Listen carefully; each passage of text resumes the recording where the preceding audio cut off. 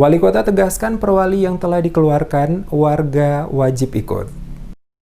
Wali Kota Ambon Richard Lohena Pesi pastikan perwali yang telah ditandatanganinya akan tetap diberlakukan walaupun ada penolakan dari sebagian supir angkot jurusan Paso termasuk para wakil rakyat di DPRD Kota Ambon yang meminta untuk dilakukannya revisi kembali perwali tersebut karena dinilai membuat masyarakat makin susah. Bertempat di Balai Kota Ambon pada hari Sabtu, Wali Kota Ambon Richard Lohena Pesi didampingi Wakil Wali Kota Ambon Syarif Hadler dan Sekretaris Kota Ambon Agilato Heru saat memberikan keterangan kepada sejumlah wartawan terkait poin-poin penting dalam perwali akan mulai diberlakukan pada hari Senin. Secara tegas selaku Wali Kota Ambon, kata Lohena Pesi, dirinya tidak akan membatalkan perwali yang telah ditandatanganinya dan akan tetap diberlakukan. Menurutnya setiap aturan atau undang-undang telah dikeluarkan maka asas hukumnya setiap warga negara wajib mengikutinya. Sosialisasi juga telah dilaksanakan secara efektif pada lokasi-lokasi tertentu diantaranya pasar, pertokoan dan restoran dan rumah-rumah makan agar masyarakat dapat melihat dan membaca mengenai aturan yang ditetapkan oleh perwali yang telah ditertibkan tersebut.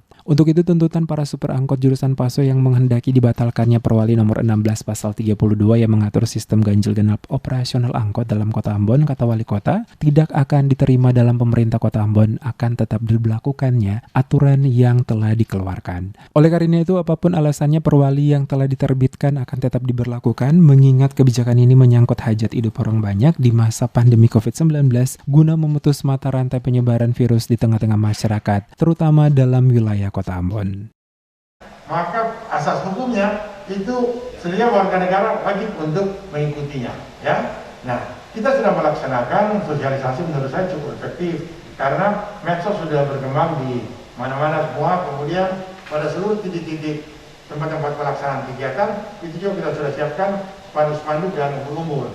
Misalnya perbankan, misalnya di sudut-sudut perempatan jalan wajib memakai masker, misalnya di binatu-binatu laundry jam berapa, kemudian di kantor-kantor, toko-toko, itu semua sudah kita sosialisasi lewat pemasangan spanduk itu, ya. Nah, mungkin 1-2 hari kan memang tidak semua orang akan membaca itu, tapi kita tidak bisa mengcover untuk semua orang, ya. Dia harus menyelesaikan dengan kebijakan yang dilaksanakan itu.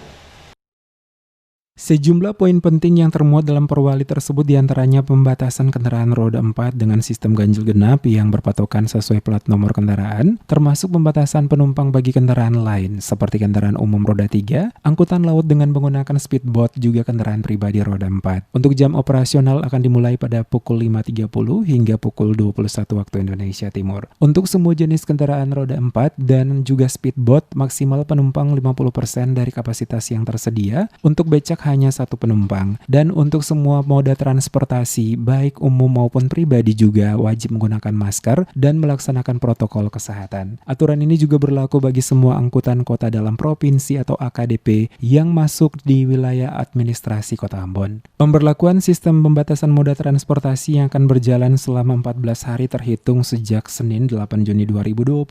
Kebijakan itu, kata Wali Kota, diakunya dampak ekonomi yang ditimbulkan dari pembatasan yang dilakukan, namun kepentingan bersama, maka dukungan dan partisipasi dari masyarakat dalam menaati PKM tersebut sehingga tujuan untuk menekan penyebaran COVID-19 di Kota Ambon dapat tercapai.